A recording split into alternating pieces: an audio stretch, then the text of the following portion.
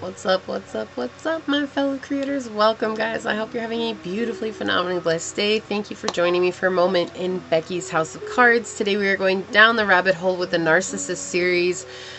This is going to be the weapon, I guess.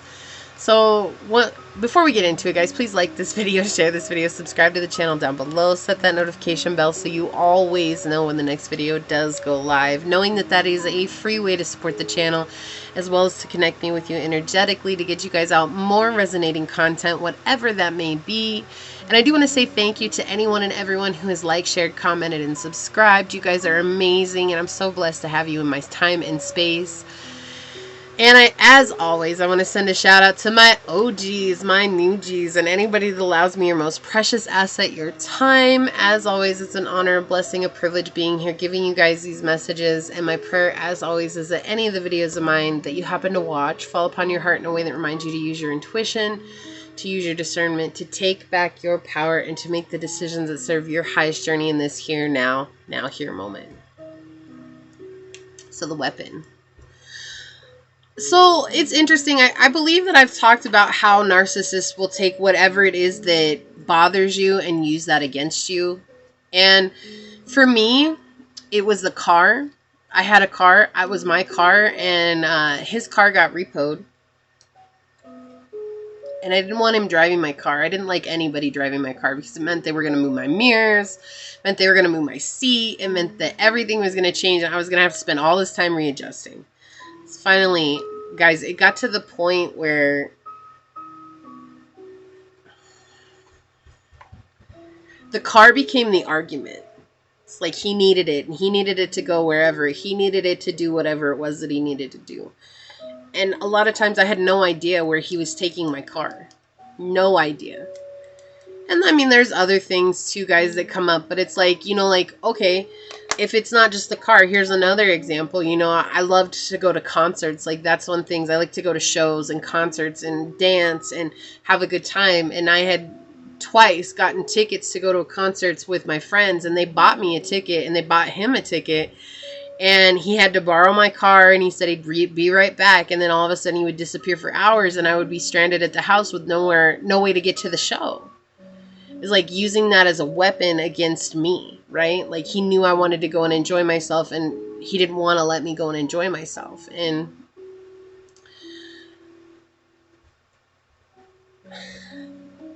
I remember the first time that happened, like, he even prevented my friend from going to the show because my friend didn't have a car, and my friend was relying on me to give him a ride. And I was like, he'll be back with the car. And my friend was like, well, the show's already started. And when we finally got the car back, we drove to the show, and the show was going to be over in like 10 minutes. Like, it was seriously, we just waited to go and pick up the other friends that were there. I mean, it was just a waste of money overall. And the funny thing is that he had his uncle lie to his mom when I asked him where he was. And so the story that I got from his mom is actually it was a total lie. And it was because he had his uncle lie, rather than just telling me the truth. I mean, you know, it's like, if you could have just told me the truth, then I could have at least tried to send my friend on their way, rather than you ruining the night for both of us. But then it wouldn't have been as enjoyable, right? It wouldn't have been as fun to mess up your life, to mess up my friend's life, and this, that, and the other. So I bring this up because I want you guys to start looking into what is it that really irks you. Like, what do they ask you to do? What do they ask you for? What do they ask in return for whatever that just really gets to you? And they know that, and they know that. And how can you, in turn, not be bothered by it? When that concert thing happened, guys, I spent 2 nights screaming my head off at him. I lost my voice for a week and a half. Like, it was the craziest thing. I was just like, I couldn't believe that somebody would be so inconsiderate of someone else. Because I wouldn't be. I wouldn't be like that. You know, like, if I wasn't going to show up, I would at least say something.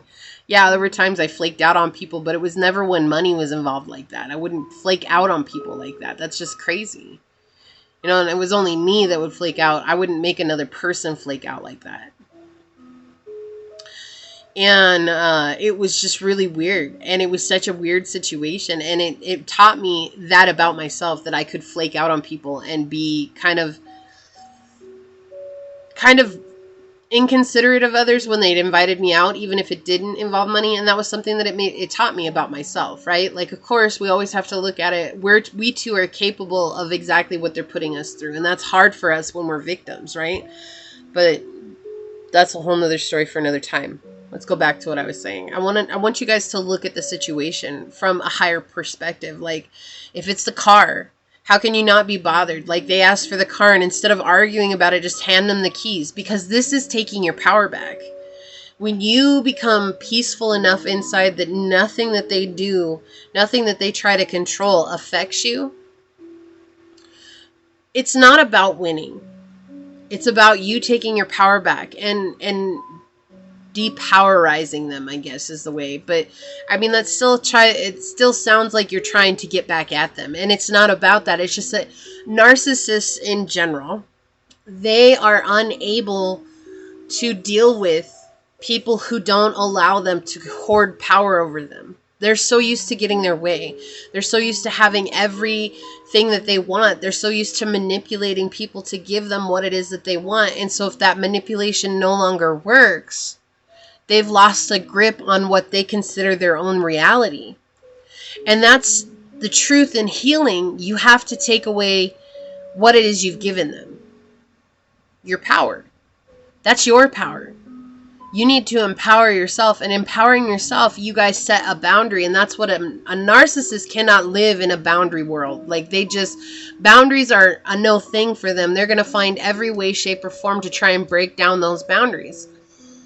It's like basically somebody who asks you a question and you give them an answer, and they try to ask you that question 100 different times to get a different answer, and no matter what, the answer's the same. That's a boundary. That's the same thing with a boundary. It's like they're going to try every which way, shape, or form to step foot over that boundary to get you to take it down. Because that's how they get their power. That's where they get their kicks from, right? That's where they get their energy from. So the question here is, how can you re-empower yourself?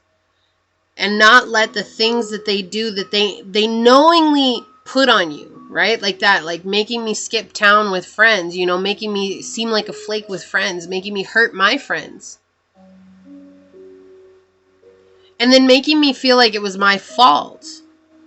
In a way it was, because I had given him power over me like that. Rather than just saying, look, if you need a ride, you need to ask somebody else for a ride tonight. And that's why I always had a problem with the car, was because of that night. And it escalated. When we got our Cadillac, it became, oh, well, I need to take the Cadillac. And I would tell him, no, you can't have the Cadillac. And I would get explosive. My anger would just go off the roof. Until one day I was like, you know what, fine, take the Cadillac. And he just stood there. And I'll tell you what happened. He put the key down and he walked downstairs and he turned on the TV and started watching TV. It was no longer a thing. His demeanor changed because I said, fine, take it. I don't care. I don't need it. And it was like all of a sudden, all of the struggle and the power struggle, that's what it is, the power struggle that was there, deflated. And the whole situation was de-escalated like that. He was ready to start a fight. And when there wasn't a fight to be had, then all fun was lost. And so that's why I bring this situation up to you guys, because it's asking you guys to look at yourselves. How can you change yourselves? Because you're never going to change a narcissist. The only thing that you can do is change yourself and change the way that you show up for any one situation.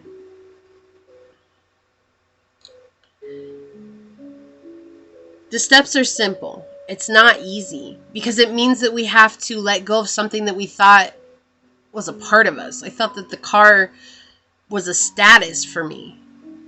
And when it no longer had power over me, when that object no longer had power over me, then the narcissist no longer had power over me either. That's how you take back your power. I know it seems easier said than done, but start small. Whatever it is that you guys always constantly argue about, how can you switch it within yourself? Change the story within yourself. If it's about dinner, then don't make it a big deal. Just be like, okay, whatever. And watch what happens. It's strange, but it truly happens that way. It's like when I took back my power and I de-escalated all those situations, everything changed. It's like he no longer had any power over me. And it was like I slowly became stronger and I slowly became more secure in who I was. It didn't happen overnight. In fact, I was really, really scared the first time that I did that. But then it got easier. And then after I did it with him, I was able to do it with other people that I realized I was giving my power away to. And in doing that, I became centered in myself. Not self-centered, but centered in myself. And that's that's the game changer for you guys. Please like this video, share this video, subscribe to the channel down below, set that notification so you guys always know when the next video does go live.